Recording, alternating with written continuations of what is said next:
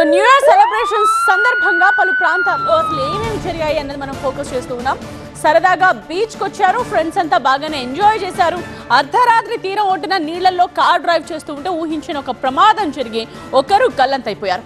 Antarvedi beach లో car తో పాటు ఒక యువకుడు గల్లంతైపోయాడు. నిన్న న్యూ ఇయర్ వేడుకల కోసం కాకినాడ నుండి వచ్చిన ముగ్గురు యువకుల్లో ఒకరు సముద్రంలో మునిగిపోయారు.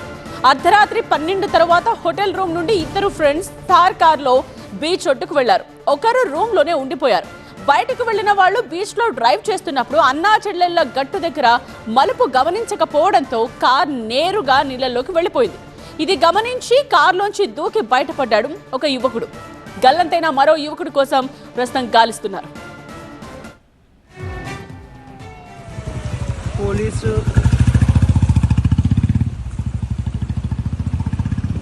అంబేద్కర్ కోనసీమ జిల్లా సకినేటిపల్లి మండలంలోని అంతర్వేది బీచ్ కి పర్యాటకులు పెద్ద సంఖ్యలో వస్తూ ఉంటారు.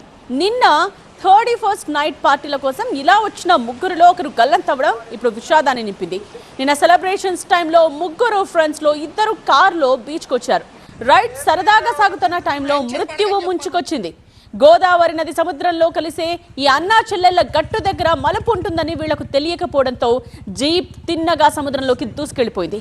నీళ్లొచ్చేసిన విషయం గమనించక తను బయటకు దూకి ప్రాణాలు కాపాడుకున్నాడు. మరో యువకుడు గల్లంతైపోయాడు. కొద్దిసేపటికే జీప్ లైట్స్ ఆగిపోవడంతో గల్లంతైన వ్యక్తి ఏమయ్యాడో వెతకడం కష్టమైపోయింది. నిమ్మకాయల శ్రీధర్ కోసం ప్రస్తుతం గాలింపు కొనసాగుతోంది.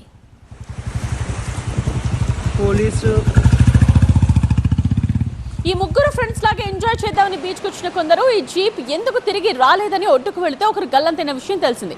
ప్రత్యక్ష సాక్షి ఏం చెప్పారో చూద్దాం. ఇయర్ లాగే ఇయర్ కూడా మేము న్యూ ఇయర్ సెలబ్రేషన్స్ కేక్తో స్టార్ట్ చేసి కటింగ్ అయిపోయింది. తర్వాత ఫ్రెండ్స్తో కలిసి బీచ్కి అయితే స్టార్ట్ అయ్యామన్నమాట. బీచ్కి వచ్చి మేము సెల్ఫీలు అయితే తీసుకున్నాము. మా వెనకాల ఒక కారు హెడ్ లైట్స్ కనిపిస్తున్నాయి చూడండి.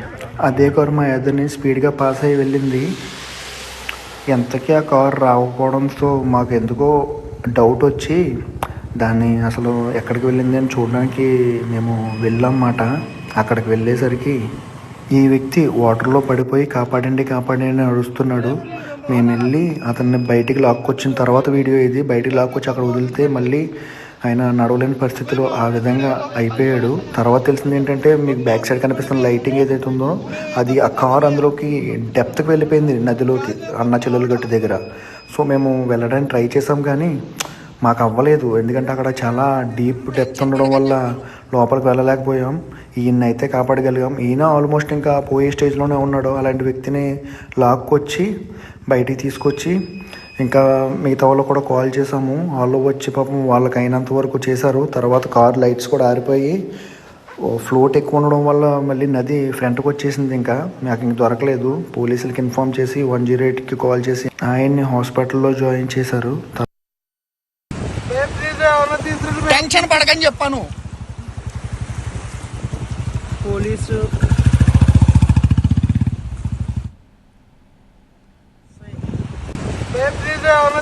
టెన్షన్ పడకని చెప్పాను. Police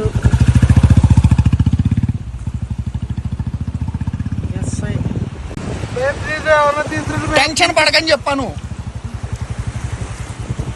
police